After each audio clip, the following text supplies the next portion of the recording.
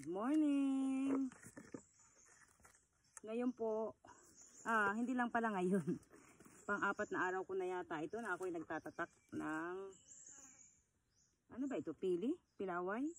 Hindi ko alam kung ano ito kasi marami palang klase. Nagtatatak po ako para ako makakuha ng katas kasi 200 na daw ngayon ang kilo. Sayang naman, diba? Ito pong itong tatatakan kong ito, kung tutulo lahat, nasa 50 puno po. Kaya lang, ang natatatakan ko pa sa ngayon ay ito lang dito sa parte dito. Doon sa parte taas, hindi pa ako makapunta kasi mabalam din pala. Saka bukod doon, may kasama na akong paglilinis kasi nung paikot nung mga pinupuntahan kong basyad. Nililinis ko na kasi nga baka mamaya pagbahay ng ahas para ko sigurado na syempre safe din naman yung pagtatatak ko.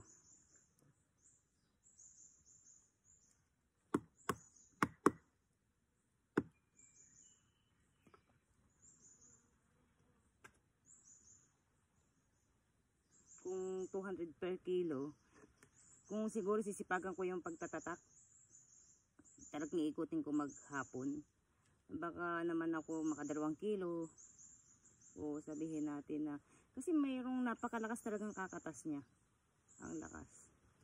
Kasi hindi ko alam, kung hindi ko pa alam sa ngayon, mahirap mag-estimate, kasi first time ko itong gagawin.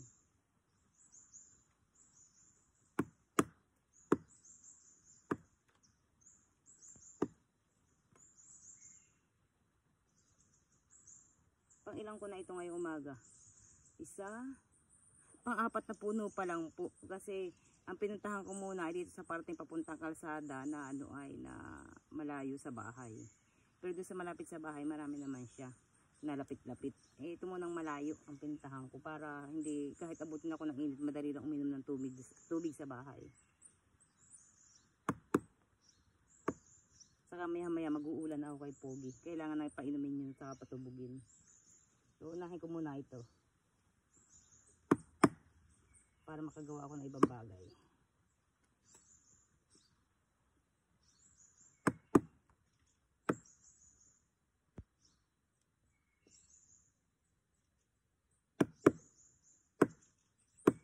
Akala ko nung una simple lang magtatak, hindi din pala mabalam din.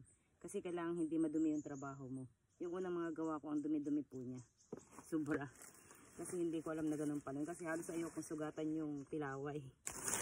Yung sugatan naman, yun po, lumipat naman ako dito. Napakalaki nitong pili nito. Malaki siya. Lumipat naman ako sa kabila.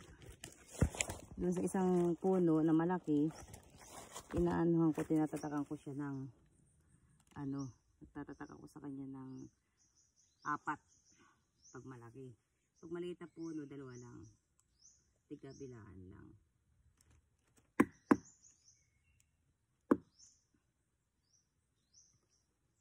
Well, lahat naman ng hindi maalam. Iniipon ko doon to. Kasi pag ako'y nagsiga, ay madaling magrikit. Madaling mag-apoy.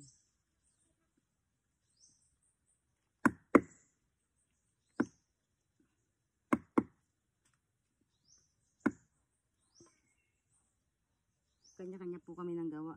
May nagtatanim ng niyog. May naggagawa ng bahay ng kambing. May nagluluto. 4 kasi kami. Na dito. Yung mag-aama ni Darling. Yung soy. Yun po. Yun. 4 na ano ko dito.